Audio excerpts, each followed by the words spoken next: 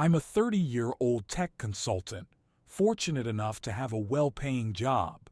The last decade has been a climb, working tirelessly to reach this point. I'm single, living a comfortable, if unassuming life in a modest city apartment. It's mine, a testament to my hard work, and I'm proud of what I've accomplished. Unfortunately, my family sees things differently. To them, I'm a walking, talking, winning lottery ticket, their personal cash machine. And this perception has only intensified over time. For some context, my family is solidly middle class, perpetually grappling with financial instability, largely due to questionable money management. There's mom and dad, both in their mid 50s, a younger brother of 27, and an older sister of 35. They're decent people, but their financial judgment is, shall we say, lacking. Growing up, I witnessed countless examples of their impulsive spending. A brand new car when the old one was perfectly serviceable. Extravagant family vacations charged to credit cards.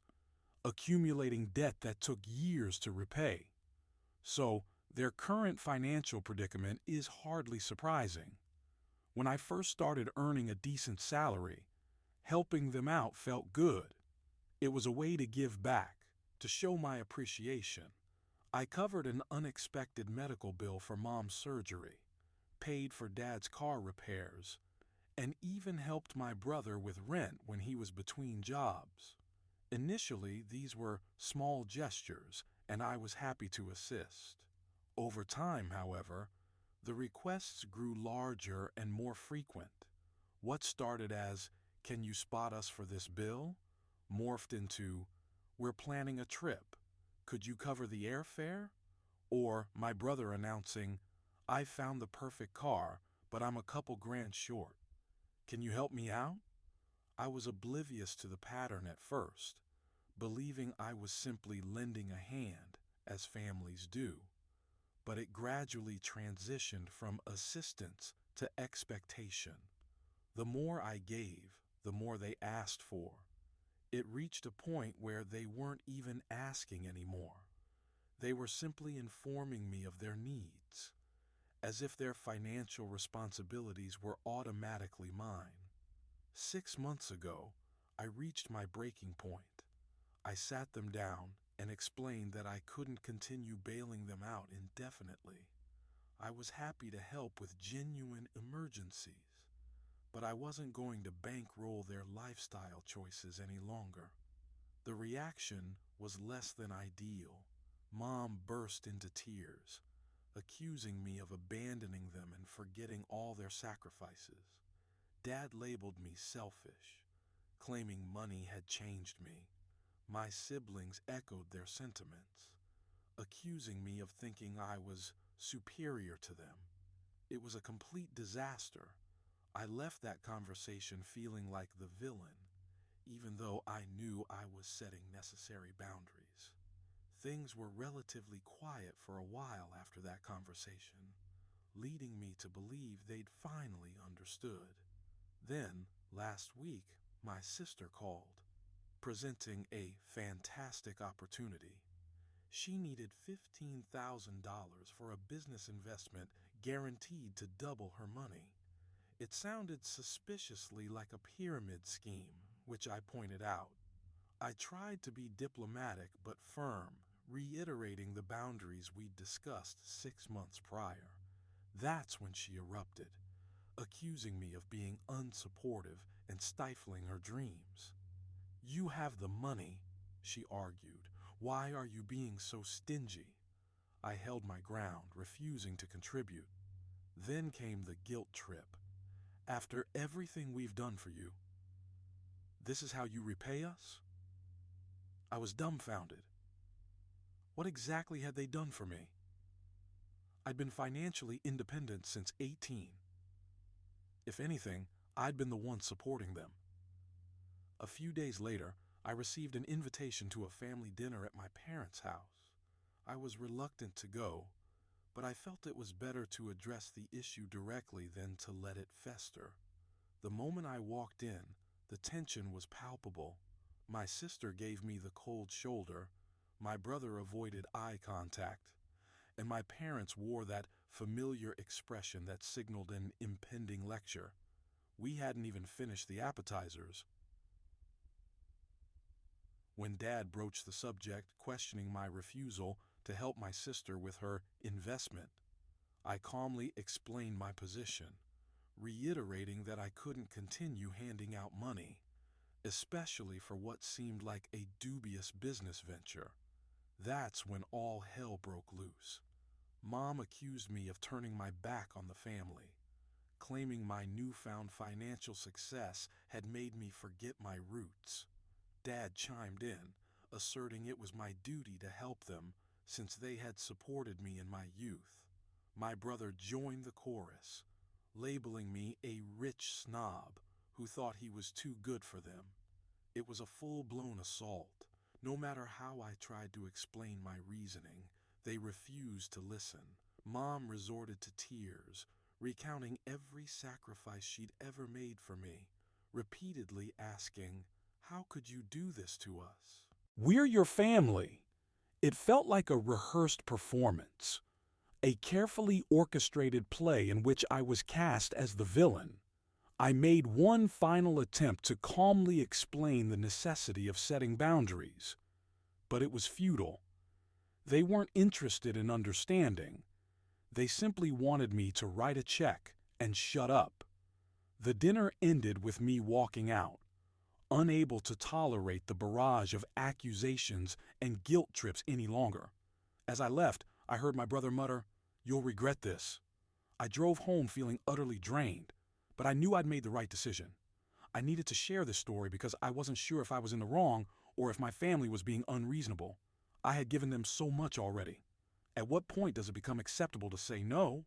Update 1. After the explosive family dinner, I anticipated some tension, but I didn't expect complete radio silence. My phone remained eerily quiet. No calls, no texts, nothing. Initially, I assumed they needed time to cool off, so I gave them a few days. However, when a week passed without any communication, I decided to reach out. I called Mom first, no answer. I texted Dad and received a curt, one-word reply, "Busy." I even tried my sister, who's usually glued to her phone, but my message was left on read. It was as if they'd collectively decided to cut me off entirely.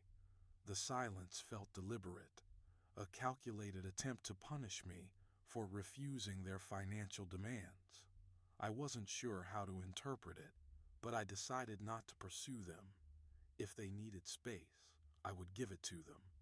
A few days later, while scrolling through Facebook, I stumbled upon some passive-aggressive status updates posted by my sister. Things like, "Funny how some people forget where they came from as soon as they get a little money," and "Family should always come first, but some people only care about their bank accounts."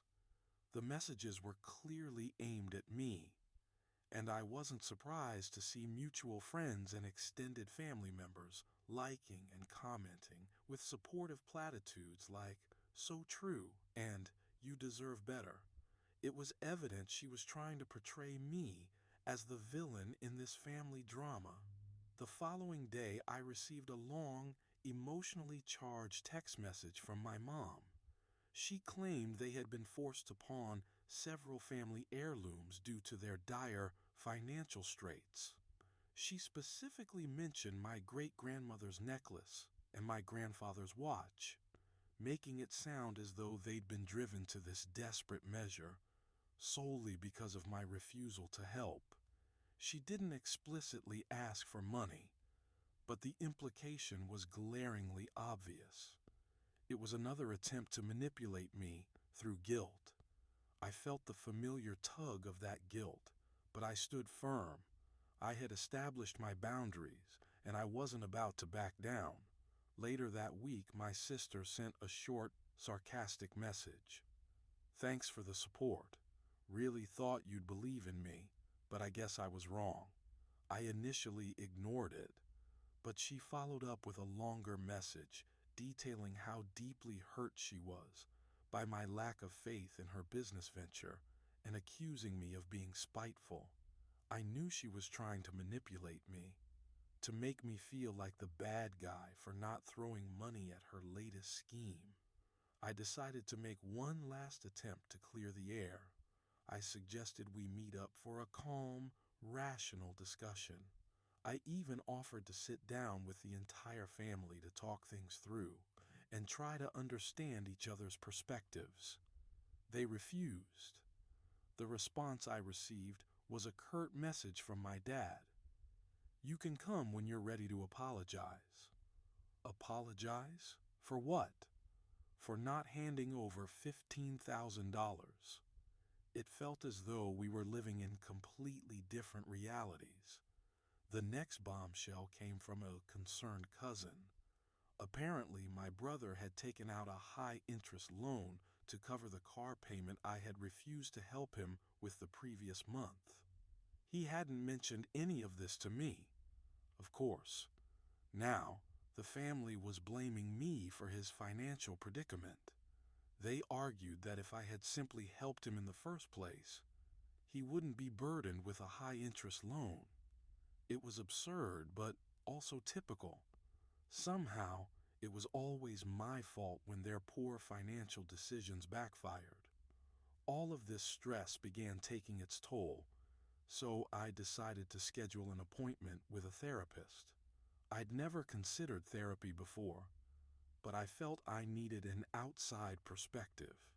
The therapist listened patiently as I recounted the entire situation, from the initial requests for money to the current family fallout.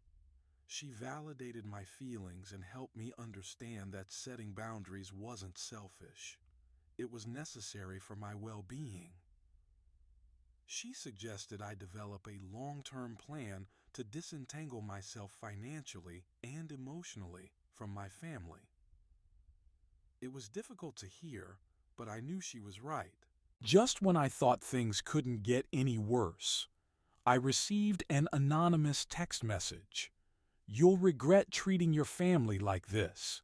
I didn't know who sent it, but I had a pretty good idea. It felt like a thinly veiled threat, and it left me feeling rattled.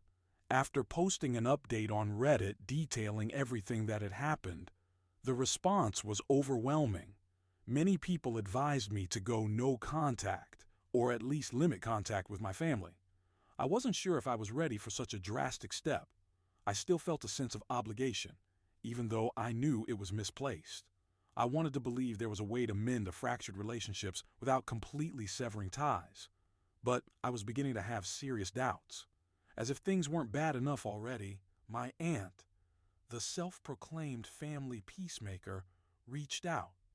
She insisted I needed to be the bigger person, reach out to my family, make amends, and smooth things over. It felt like yet another attempt to make me responsible for everyone else's bad behavior. I was starting to feel incredibly isolated, as though I was the only one who recognized the toxicity of the situation. After much internal debate, I decided to go public with my side of the story. I crafted a post on my personal Facebook page, explaining precisely why I had stopped providing financial assistance to my family. I was careful not to attack anyone directly, but I made it unequivocally clear that I had helped them more than enough and that I was no longer going to function as their personal ATM. The reaction was mixed. Some people were supportive, sharing similar experiences and acknowledging the difficulty of saying no to family. Others criticized me for airing family matters publicly, arguing that I should have kept it private. But I didn't regret my decision. For the first time, I felt like I was finally standing up for myself, and it felt like a significant step in the right direction.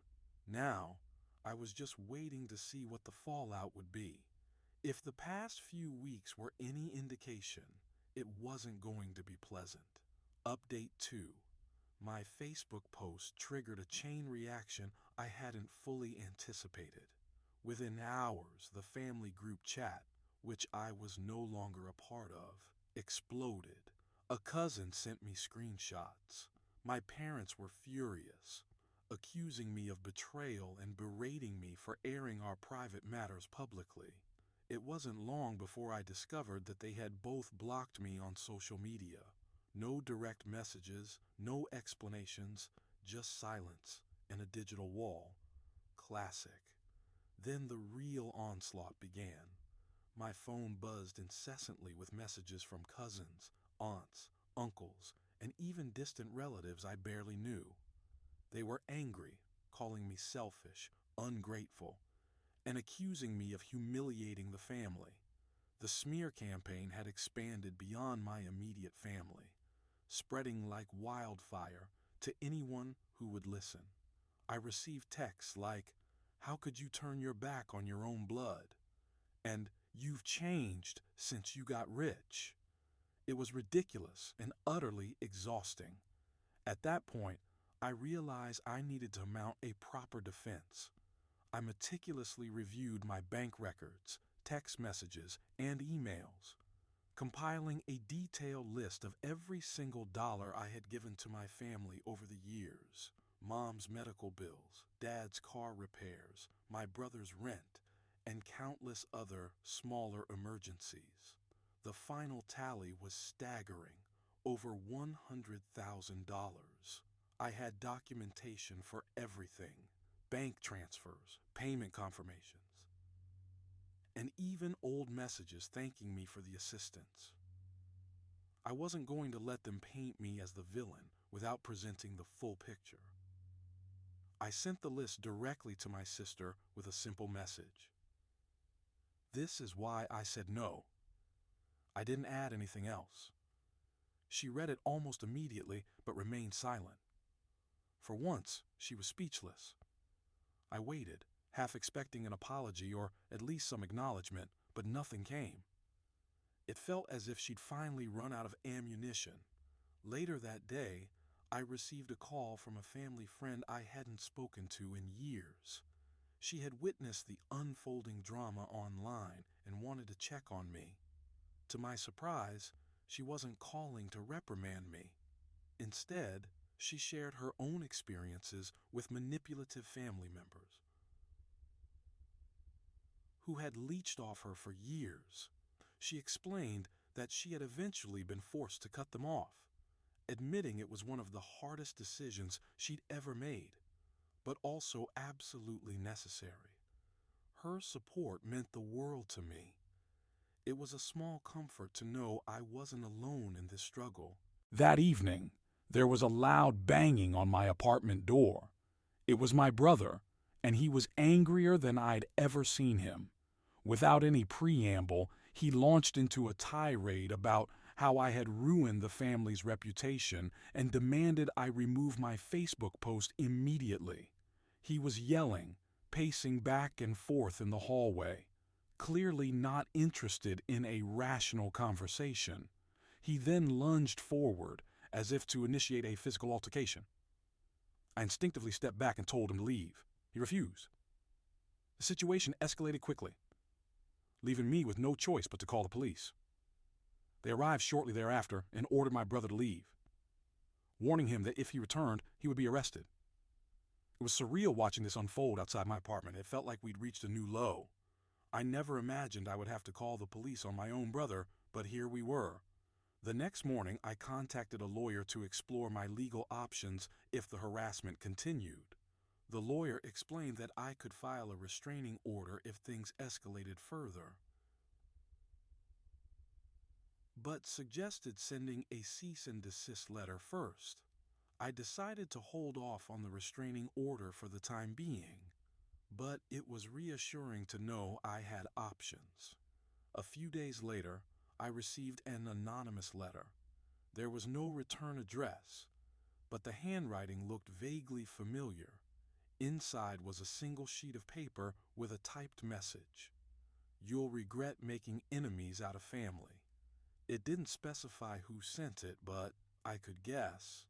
It felt like another thinly veiled threat, another attempt to intimidate me into submission. I posted another update on Reddit, detailing everything that had happened since my last post. The response was immense. The thread exploded with people sharing their own experiences with family entitlement and toxic dynamics.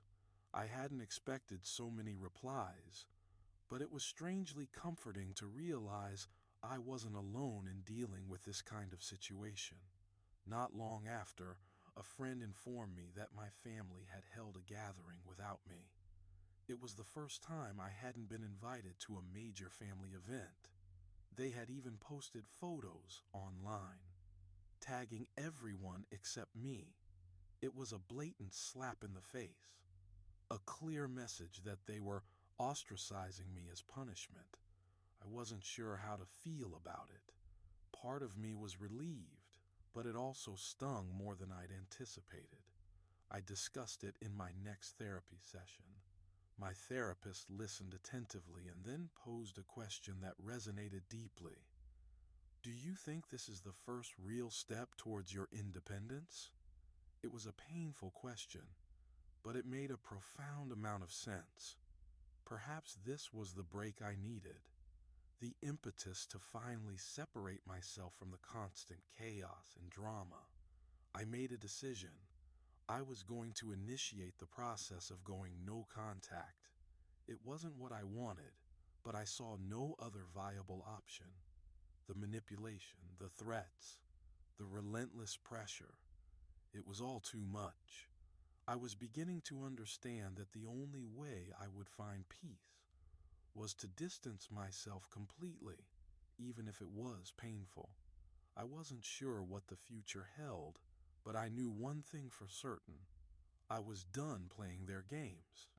It was time to prioritize my own well-being, even if that meant walking away from my family. Update 3. After the last chaotic encounter with my brother and the subsequent police intervention, I knew I couldn't continue living under the constant threat of harassment and manipulation. I made the difficult but necessary decision to go no contact with my immediate family. I blocked them on all social media platforms, changed my phone number, and shared the new number only with a few trusted friends and my lawyer.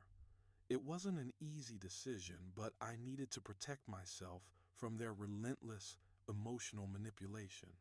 For the first time in a long time, I felt a glimmer of hope that this nightmare might finally be ending. However, the respite was short-lived. Within days, the calls started. Unknown numbers flashing on my phone, one after another. At first, I ignored them, assuming they were spam calls. But then, out of curiosity, I answered one. It was my aunt, the self-proclaimed family peacemaker. She launched into a frantic tirade, demanding I stop this nonsense and revert to the way things were. She insisted I apologize, claiming my parents were heartbroken and didn't deserve this treatment. I hung up without saying a word and immediately blocked her number. It was a simple act, but it left me shaking my head in disbelief at how quickly they had found a way around my attempts to establish boundaries. Then came the letters. One after another, they arrived at my apartment. The first was from my mom, filled with emotionally charged guilt trips. How could you abandon your own mother? We've done everything for you, and this is how you repay us? It was almost comical if it weren't so profoundly sad. Another letter came from my dad, more aggressive in tone, demanding I be a man and take responsibility for the family. But the most absurd communication came from my brother. It wasn't a plea for forgiveness or an angry tirade. It was an invoice. He had actually typed up a bill for emotional damages, listing every instance where he felt I had wronged him financially. It was so ludicrous, it felt like a scene from a badly written movie. I realized then that this wasn't going to stop unless I took more decisive action. I met with my lawyer again to discuss my options. They recommended sending a formal cease and desist letter to my family, warning them that any further contact could result in legal action. I hesitated. It felt harsh. But my lawyer was adamant that this might be the only way to get them to back off. So, we sent the letters. A few days later, my mom showed up at my workplace. I worked in a secure building, so she couldn't get past the lobby. But she made a scene nonetheless, crying and telling anyone who would listen that I had been brainwashed against the family. The receptionist called me down, looking concerned. I could see my mom through the glass doors, pacing and wailing as if she were performing for an audience. Security had to escort her out, and I was left to apologize to my bewildered co-workers, who were now staring at me as if I were some kind of criminal. It was utterly humiliating. I discussed the incident with my therapist the following day. She helped me process the embarrassment, reminding me that this was simply a sign of how desperate my family had become. She suggested I seriously consider filing for a restraining order, especially after my mother's stunt at my workplace. It wasn't what I wanted to hear, but I knew she was right. This wasn't normal behavior, and it wasn't going to stop unless I took more drastic measures. Amidst all this chaos, I learned from a friend that my family was now divided.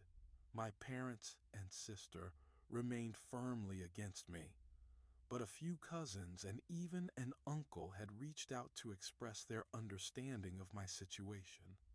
They shared their own stories of being guilt-tripped and pressured into providing financial assistance they couldn't afford. It was a bittersweet revelation. I was grateful for their support, but it also highlighted the deeply ingrained dysfunction within our family. Around this time, an old high school friend contacted me after witnessing the drama unfold on social media. They shared a similar experience with their own family and had ultimately made the difficult decision to cut ties for their own sanity.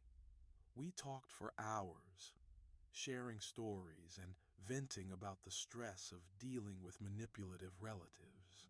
It was incredibly cathartic to connect with someone who understood what I was going through and had made a similar, albeit painful, choice. Meanwhile, word reached me that my sister's guaranteed business venture had failed, precisely as I'd predicted. Instead of taking responsibility for her poor judgment, she was, predictably, blaming me. She told everyone it was my fault for not investing, claiming I had somehow cursed her with bad luck. It was the same old story. Nothing was ever her fault. I could only shake my head at her audacity. I decided it was time for a radical change. I started exploring job transfer opportunities and researching apartments in a new city, far away from all the drama and toxicity. The prospect of starting over was daunting, but it was the only way I could envision truly escaping the relentless harassment and manipulation. Just when I thought things might be calming down, my brother showed up at my apartment one last time. He looked different this time, almost defeated. He admitted he was drowning in debt and confessed that the family had pressured him into trying to extract money from me. For a brief moment, it felt like we might finally have a genuine, honest conversation. But then he ruined it by asking for a small loan to cover his latest credit card bill. I refused.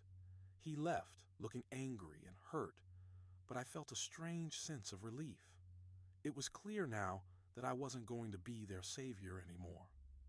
The final straw came a few days later when I received another anonymous message, this time purportedly from a family friend. "You're tearing this family apart. If you don't fix this, someone else will." It felt like a direct threat, and I knew I couldn't ignore it any longer. I contacted my lawyer and officially filed restraining orders against my mother and brother. It was a painful decision, but it was the only way I could protect myself and finally move forward. The drama wasn't over, but I felt like I had taken the first significant step towards freedom. Update 4. The restraining orders against my mother and brother were finally processed and served. I naively assumed this would mark the end of the most egregious harassment, but I was wrong. Almost immediately, my phone began buzzing with a series of angry voicemails from my father.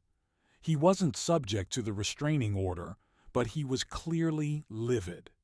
He called me a traitor, accusing me of turning my back on my family, his voice escalating in fury with each message. It was a transparent attempt to guilt me into regretting the legal action I had taken, but I steadfastly ignored him. A few days later, my boss called me into a private meeting. Initially, I assumed it was about a project deadline, but then he revealed the true reason. He showed me a log of calls my workplace had received. My family had been contacting my employer, claiming I was experiencing a mental breakdown and required immediate intervention. They even went so far as to suggest I posed a danger to myself and others. The accusations were utterly absurd, a blatant attempt to sabotage my job and damage my professional reputation. Thankfully, I had cultivated a strong relationship with my boss. He had witnessed my work ethic firsthand and knew something wasn't right. He assured me that my job was secure and that he could see through their manipulative tactics. Still, it was a sobering wake-up call. If they were willing to stoop to such lows, what else were they capable of? I began discreetly gathering information, trying to understand the extent of their smear campaign. A mutual friend from my hometown contacted me, revealing that my sister had been spreading rumors that I had lost it and was experiencing some sort of midlife crisis. The objective was clear: to discredit me and portray me as unstable before I could share my side of the story. She was attempting to paint me as the unhinged one, the one who was truly out of control. It was infuriating, but it only strengthened my resolve to protect myself. Several Reddit users, having read my previous updates, suggested I take additional precautions. They advised setting up a P.O. box to avoid revealing my actual address and tightening my privacy settings on all social media platforms. I heeded their advice, locking down everything. I even went so far as to change my email address and update my security questions. It felt slightly paranoid, but considering the lengths my family had already gone to, it seemed prudent. Despite everything, my parents made one final, desperate attempt at manipulation. I received a thick envelope in the mail, containing pages filled with emotional pleas. They claimed they were on the verge of bankruptcy and that I was condemning them to poverty by cutting off contact. They begged me to reconsider, insisting that without my financial support, they would lose everything. The letter dripped with guilt-inducing language, but something about it felt contrived. It seemed more like a calculated strategy than a genuine cry for help. I didn't respond. Then things took a darker turn. One evening, I returned home from work to find evidence that someone had attempted to force their way into my apartment. The lock was scratched and the door jamb was splintered, as if someone had been prying at it. I immediately contacted the police, but without any concrete evidence, there wasn't much they could do. My intuition told me it was my brother, but I had no proof. This incident was the breaking point. The next day, I installed a security camera outside my apartment door and shared the live feed with a few trusted friends, just in case. In therapy, I began unpacking the emotional baggage of this entire ordeal. I admitted that a part of me still felt guilty for taking legal action against my family, even though I knew it was the right thing to do. My therapist pointed out that I had been conditioned for years to feel responsible for their financial well-being, even when it wasn't my burden to bear. It was a lot to process, but I could feel myself starting to break free from that ingrained mindset. Not long after, I received an anonymous package in the mail. It was a plain brown box with no return address. Inside was a photo album from my childhood, filled with pictures of family vacations, birthday parties, and holidays. A handwritten note was tucked inside. Remember who you are. Remember your family. It felt like a last-ditch effort to tug at my heartstrings, to soften my resolve. Instead, I discarded it without a second thought. On a more positive note, my request for a work transfer was approved. I had found a new apartment in a different city, far away from all the drama and dysfunction. I would be moving within a month, and it felt like a fresh start was finally within reach. Just when I thought I was in the clear, my father called from an unknown number. He pleaded for a meeting before I left. Against my better judgment, I agreed, but only if we met in a public place. We met at a small cafe. He looked more worn down than I'd ever seen him. He began by expressing regret that things had escalated to this point, placing the blame on my mother and sister. For a moment, it almost seemed as though he was being sincere, but then he asked for money, one last time, claiming it would fix everything. I calmly refused, explaining that this cycle of me bailing them out needed to end. He looked defeated but didn't argue. He simply stood up and left without another word. Watching him walk away, I felt a strange sense of closure. It wasn't the ending I had hoped for, but it was the ending I needed. With my move just weeks away, I felt like I was finally on the path to true freedom. It had been a painful and arduous journey, but I was ready to leave this chapter behind and embrace a new beginning. Update 5. The move went even more smoothly than I had anticipated. Settling into my new city, I quickly realized it was exactly what I needed. The fresh start felt like an immense weight had been lifted from my shoulders. My new apartment was smaller than my previous one, but it was cozy and comfortable, and I had already set up a functional workspace. The transfer at work was seamless, and my boss continued to be incredibly supportive. It was a relief to finally be able to focus on my job without the constant distraction of family drama. For the first time in years, I could breathe freely. The anonymity of a new city was liberating. I didn't have to worry about encountering someone who knew me or was familiar with my family's messy situation. I began exploring my new surroundings, joined a few local groups, and even made some new friends who had no preconceived notions about me or my family. It felt like a genuine opportunity to rebuild my life from scratch. But, of course, my family wasn't quite finished. A few weeks after I moved, a friend from my old city called, sounding concerned. They had heard from mutual acquaintances that my family was telling everyone I had gone missing.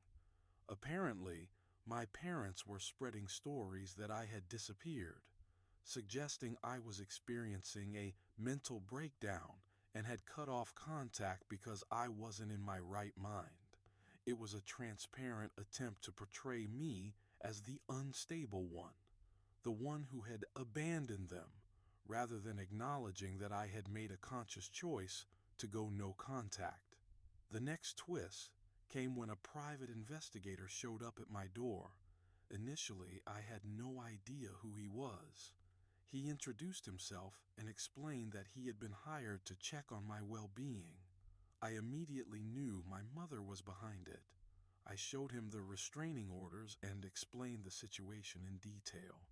He apologized profusely, admitting he hadn't been aware of the full story. He immediately dropped the case, promising he wouldn't bother me again. It was almost satisfying watching him realize he had been unwittingly drawn into a wild goose chase by a manipulative client. Not long after that incident, my sister made her final, desperate move. She posted an open letter on Facebook, tagging as many family members and friends as possible. In the letter, she painted me as the heartless villain who had abandoned his family after all they had done for him. She listed a litany of supposed offenses, including twisted half-truths and outright fabrications. It was a full-blown smear campaign, clearly designed to portray me as a monster to anyone who didn't know the full story. Instead of reacting emotionally, I decided it was time for my own masterstroke. I compiled a detailed post of my own, including every receipt, bank statement, and message that proved the extent of my financial support over the years. I laid out a clear timeline of events, from the escalating demands to the harassment that ultimately led me to file for restraining orders. I didn't hold back, and I ensured every claim was backed up with irrefutable evidence. I posted it publicly, tagging only my sister and allowing everyone else to find it on their own. The response was explosive. My post went viral, circulating not only among our mutual friends, but also reaching people who didn't even know us. The comments section overflowed with support, and many people shared their own stories of family entitlement and manipulation. My sister's carefully crafted narrative was completely and utterly dismantled. By the end of the day, she had deleted her open letter and then deactivated her entire Facebook account. It was a spectacular backfire, and I couldn't help but feel a sense of vindication. The fallout was swift and dramatic. Friends and extended family members who had initially sided with my parents started reaching out to apologize. I received messages from people expressing their regret for believing the lies and admitting they had no idea what was truly going on. It felt like a tidal wave of validation after months of being unjustly portrayed as the villain. Even a few relatives who had remained silent throughout the ordeal contacted me to express their support and understanding. With the family drama finally behind me, I could focus on building my new life. I joined a local hiking club, explored new hobbies, and even started dating again. It was remarkable how quickly things fell into place once I had removed the toxicity from my life. I was no longer constantly looking over my shoulder, anticipating the next manipulative tactic. It was as if I could finally breathe without the crushing weight of their expectations. In therapy, I continued to process everything that had happened. My therapist commented on the significant progress I had made in such a short time. It's incredible how different life feels when you're no longer being subjected to constant guilt trips and manipulation. I was finding peace and contentment in ways I hadn't thought possible. I was genuinely excited about this new chapter in my life. I've learned a valuable lesson. Sometimes the best way to love your family is from a distance, and that's okay. I can still cherish the positive memories while acknowledging that it's healthier for me to maintain a certain distance. Now, I'm free to build a life that is truly my own, free from the endless demands and manipulation that once held me captive. For anyone reading this who might be in a similar situation, trust your instincts, set your boundaries, and remember that it's okay to prioritize your own well-being. Sometimes walking away isn't giving up. It's choosing to live life on your own terms.